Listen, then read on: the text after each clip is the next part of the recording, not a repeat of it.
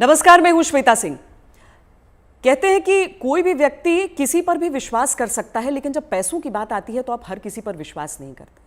लेकिन कुछ नाम ऐसे होते हैं जो नाम आप अपने पैसों के साथ भी उन पर भरोसा करते हैं, उनकी जो सलाह है, उनका जो मशवरा है उसे लेते हैं। ये सबसे सरल और सामान्य भाषा में मैं अपने मेहमान का इंट्रोडक्शन आपको दे सकती हूँ। डॉक्टर विवेक बिंद्रा, बहुत बहुत स्वागत है आपका। और ये बहुत बड़ा कॉम्प्लीमेंट होता है क्योंकि लोग जनरली अपने पेरेंट्स की, अपने भाइयों की, अपने बहनों की, इनकी बातों पर विश्वास करते हैं। जब अपने पैसे की बात आती है बहुत सोच समझ कर सोचते हैं कि पता नहीं कुछ गलत एडवाइस न दे दे। लेकिन आपके में क्या बात ऐसी है कि ये बड़ा बिजनेस जो है उसकी तरफ जो आम इंसान है वो इतना खिंचा चला आता है?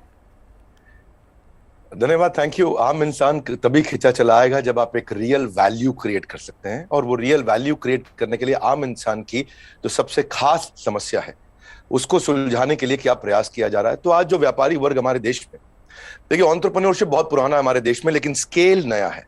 बिजनेस खड़ा तो लोगों ने किया है, लेकिन बिजनेस बड़ा नहीं किया है।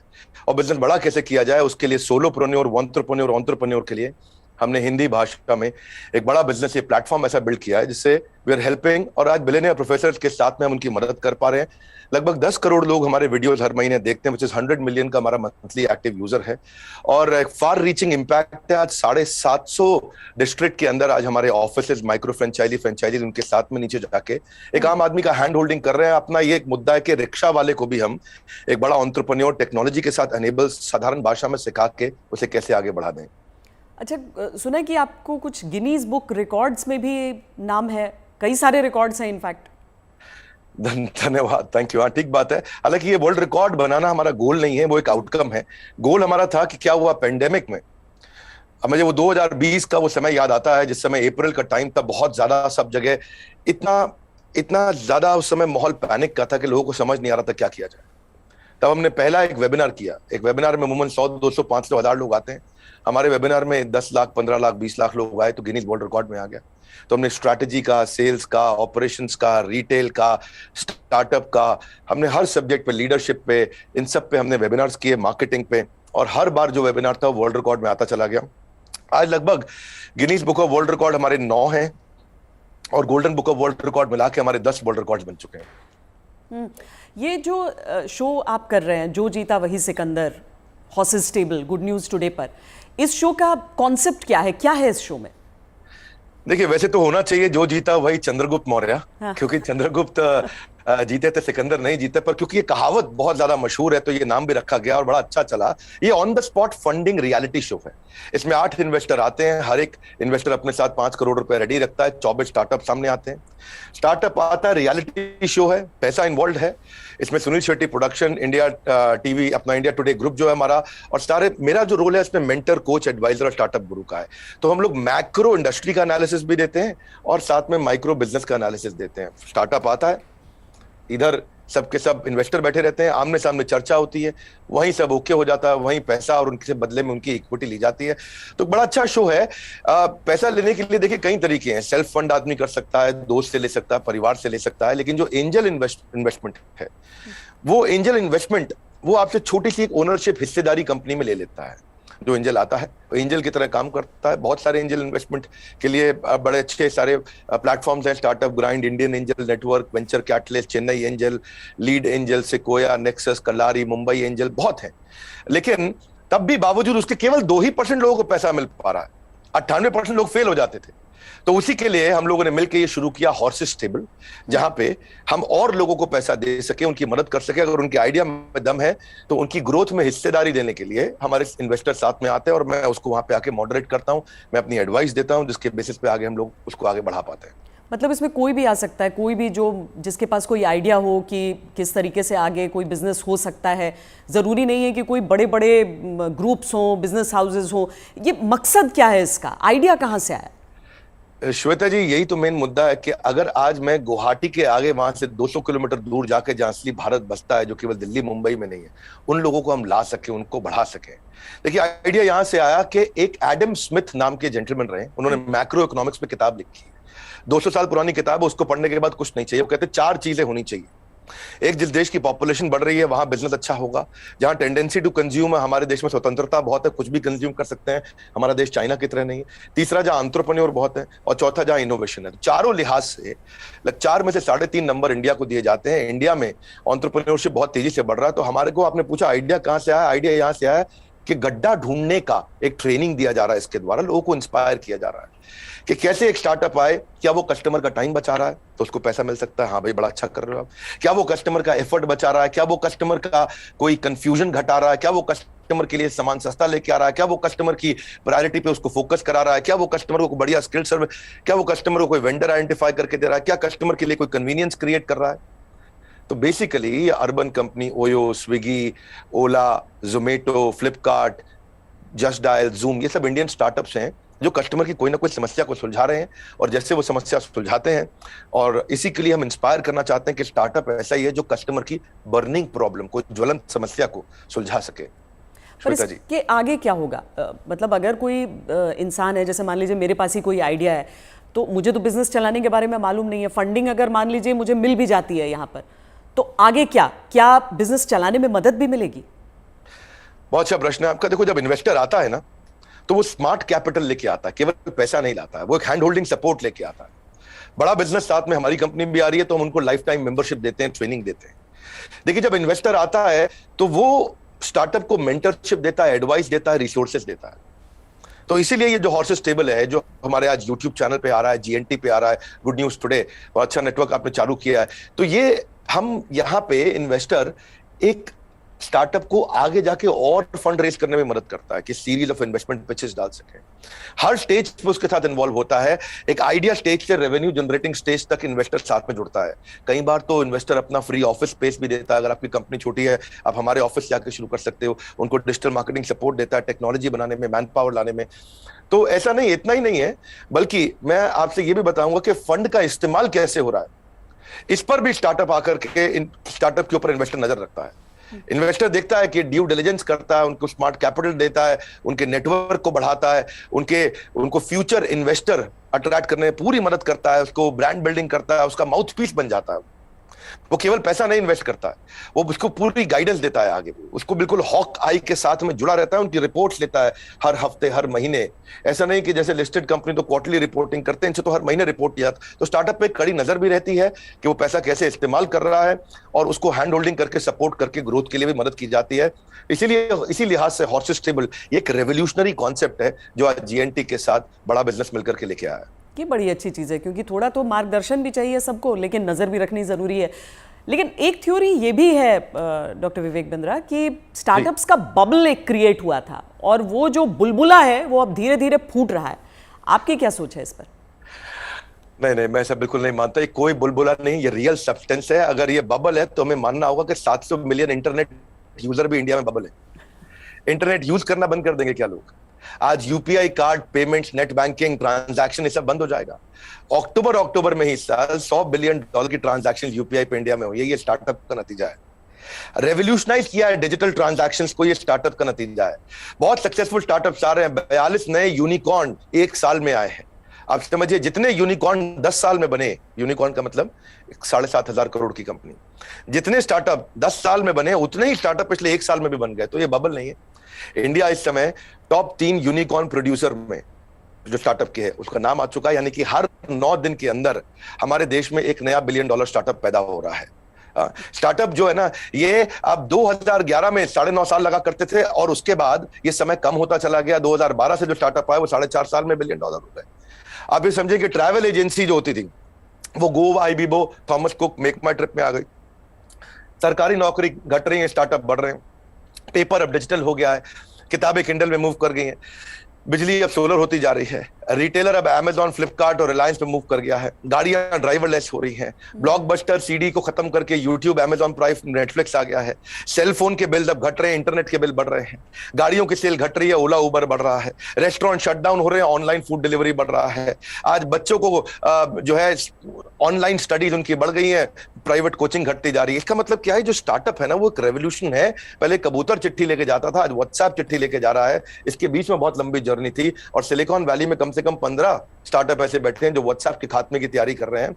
और नेक्स्ट जो रेवोल्यूशन आएगा, नेक्स्ट सिलिकॉन वैली आने वाले समय में बेंगलुरु से शुरू होकर के भारत से ही आगे निकलेगा। वाह, क्या बात। लेकिन कई स्टार्टअप्स फेल भी तो होते हैं, कई स्टार्टअप्स फेल हो जाते हैं, इसकी वजह क्या रहती है? श्वेता देवी, ऐसा स्टार्टअप फेल होने के मेन 8-10 बड़े कारण होते हैं। पहला तो कोई डिफरेंशिएशन ना हो, आप वही कर रहे हो जो बाजार में सब कर रहे हैं। दूसरा, फोकस की कमी हो, सारी चीजें करने में लगे हैं, फोकस नहीं है। तीसरा, उनकी एग्जीक्यूशन की स्पीड कमी है।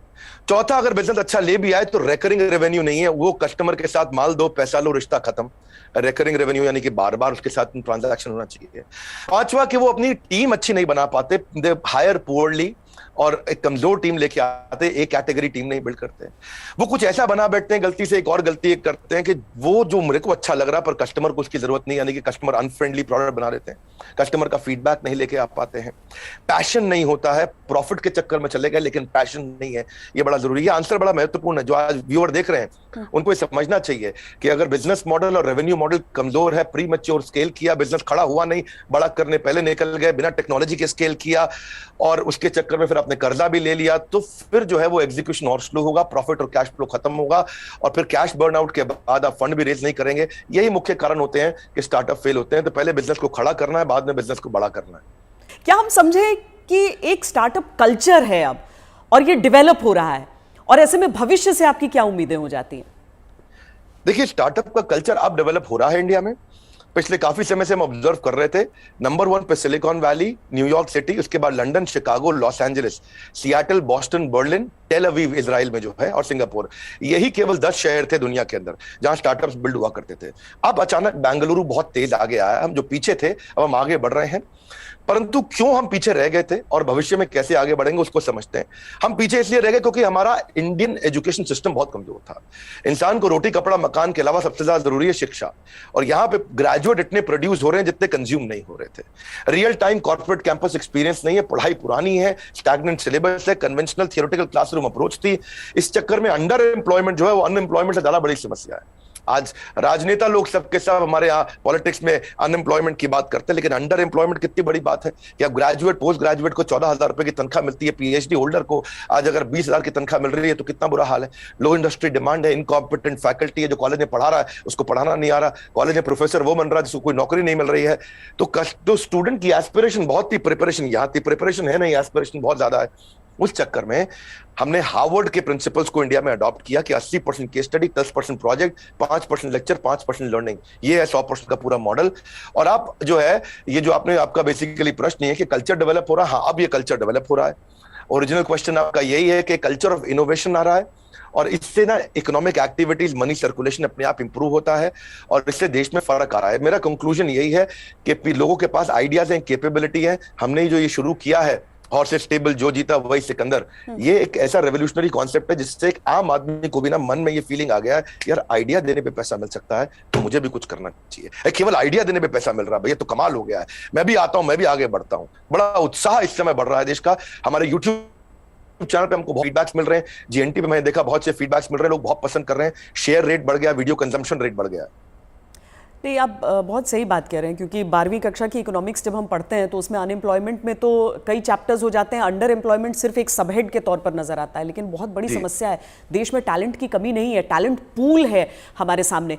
लेकिन कोई ऐसा रोड मैप आपको नजर आता है कि जो प्रतिभा है युवाओं की उसके हिसाब से उन्हें मौके मिल सके? रोड मैप एक ही है कि आज बच्चों को लैक ऑफ क्लैरिटी है, उनको प्रोफेशनल करियर सब्जेक्ट कोर्स इसके बारे में जानकारी नहीं है। तो रोड मैप केवल एक ही है कि उसको कंटिन्यूअस लर्निंग का मतलब है कंटिन्यूअस अर्निंग। उसको अपने साथ एक डिसिप्लिन बिल्ड करके अपने साथ मूक यानी कि मैसिव ओपन ऑनलाइन कोर्सेज दुनिया भर में आ गए, लगातार सीखने से खाली दिमाग खुले दिमाग में परिवर्तित हो जाएगा। अब जो anyone who keeps on learning he will stay young forever, ये हेनरी फोर्ड ने बोला है। बड़ा बिजनेस भी इसीलिए आया, दुनिया भर में कॉर्पोरेट ट्रेनिंग हो रही थी, स्किल डेवलपमेंट हो रहा था, K-12 की बात हो रही थी, टेस्ट प्रिपरेशन हो रहे थे, बायजूस, वेदांतु सब आ गए, लेकिन एक आम आदमी के लिए, व्यापारियों के लिए सिखाने के लिए कुछ नहीं था। तो रोड मैप ये है कि आपको आज लर्निंग पे फोकस करना चाहिए। हमने भी उस गैप को समझा, हमने देखा कि कस्टमर के पास आज टाइम नहीं है, क्वालिटी टीचर नहीं है, हिंदी भाषा के अंदर कंटेंट नहीं है, मिनिमम एजुकेशन रिक्वायरमेंट पूरी नहीं कर पाते, आज MBA कॉलेजेस तो बहुत महंगे हैं, MSME के मेंटर नहीं है। तो मैंने उसके लिए हमने बड़ा बिजनेस चालू किया कि लोग आकर के सीखे वहां।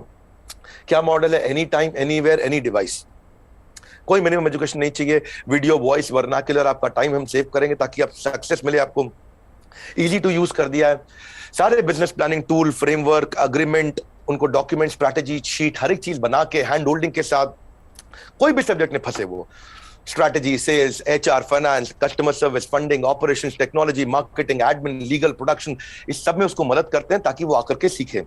तो बेसिकली रोड मैप ये है कि आदमी को सीखना चाहिए। हमने ऐसा किया है कि हमने 750 रुपए महीने पे एक एग्जीक्यूटिव एमबीए उसको कराना शुरू कर दिया है। 1500 रुपए महीने पे हमने एक अडल्ट को एमबीए कराना शुरू कर दिया है। सिखा कौन रहा है मेरे साथ? मेरे प्रोफेसर एक कैटेगरी है। केंटारो, Patanjali, Amul, Morgan Stanley, Somany, Apollo, Ford Motors, इन सबके चेयरमैन हमारे साथ जुड़े हुए सिखा रहे हैं। Dainik Bhaskar, Lal Path Lab, Xiaomi, HDFC Limited, जब इनके चेयरमैन एक अच्छा बिलियनियर प्रोफेसर आके सिखाता है और वो लर्निंग देता है और इतनी अफोर्डेबल प्राइस पे देता है, तो उससे रेवोल्यूशन आ रहा है। यही कारण है कि आज देश में बहुत सारे लोग हमारे साथ जुड़े हैं, जिसके कारण हम वो सीख पा रहे हैं, आगे बढ़ रहे हैं। तो रोड मैप सब लोग को मेरा एक ही मैसेज है कि अगर आपको अर्निंग बढ़ानी है तो पहले लर्निंग बढ़ानी होगी। क्योंकि अमूमन ऐसा होता है कि कुछ बड़े बिजनेस हाउसेस, हम सब टाटा बिरला को देखते हुए बड़े हुए, लेकिन वो मोनोपोली है इतना भी समझ में आया। कुछ कठिन शब्द लोग सीखते गए, लेकिन इतना भी साथ में सीखा कि सारा कंट्रोल इन्हीं के हाथों में रहेगा। लेकिन क्या ये स्टार्टअप कल्चर जो है वो बिजनेस डाइवर्सिफिकेशन में मदद कर सकता है? श्वेता देवी, अब जमाना बदल गया है। पहले $1 बिलियन कंपनी बनाने में जो 50 साल लगते थे, 5 साल में बन जाती है। जो हमारे यहाँ टॉप रैंकर सबसे बड़े अरबपति 1950 में थे, उनमें से अब कोई दिखाई नहीं पड़ता है टॉप अरबपति की लिस्ट में हमारे देश में। अचानक जमाना बदल गया है। इनफैक्ट सन 2000 तक भी नौकरी.com, मेक माई ट्रिप, इनको 14 साल लगे $1 बिलियन कंपनी बनने में। पर आप उसके बाद देखिए, फ्लिपकार्ट, पॉलिसी बाजार, जोमेटो आया तो इनको 14 साल नहीं लगे, ये 8.5 साल में $1 बिलियन हो गए। पर उसके बाद में देखिए, नाइका, ओयो, उड़ान और ओला इलेक्ट्रिक आया, ये 2 साल 3 साल में $1 बिलियन कंपनीज हो गए। तो अब जो है वो कॉर्पोरेट्स की बपौती नहीं रह गया है बिजनेस। अब पहले हुआ करता था कि बड़ी मछली छोटी मछली को खा जाया करती थी, आज बहुत सारी छोटी मछली मिलकर बड़ी मछली को खा जाती हैं, और उसी रेवोल्यूशन में हम कंट्रीब्यूट कर रहे हैं साथ में। डॉक्टर बिंद्रा, बहुत मज़ा आया आपसे बात करके। और एक चीज़ मैं कहूँगी कि आमतौर पर क्या है कि ये बिजनेस के कॉन्सेप्ट्स जो हैं उसमें अंग्रेजी का इतना इस्तेमाल होता है कि आम लोग कनेक्ट नहीं कर पाते हैं। आंकड़ों का इतना इस्तेमाल होता है कि लगता है कि यार ये तो हमारे बूते की बात नहीं है। आप इतने सिंपल तरीके से समझाते हैं, मुझे लगता है इसीलिए ऐसी चीज़ों पर भी लोग आपकी बात को समझते हैं, आपकी बात को मानते हैं। और ये जो जी, हर एंकर के साथ भी उतना अच्छा नहीं लगता जितना श्वेता देवी आपका इम्पैक्ट है और आज तक का इम्पैक्ट है। मैं तो मतलब मानता हूं उस बात को कि आज तक जितना न्यूट्रल और जितना अच्छा चैनल रहा है, और खास तौर से जो आपने इन्फ्लुएंस क्रिएट किया, तो आपको बहुत बहुत बधाई। धन्यवाद, आपने इतना समय लगाया आज लोगों को इन महत्वपूर्ण पहलुओं पर हम चर्चा कर सके। Thank you so much. Thank you so much. धन्यवाद श्वेता देवी, थैंक यू।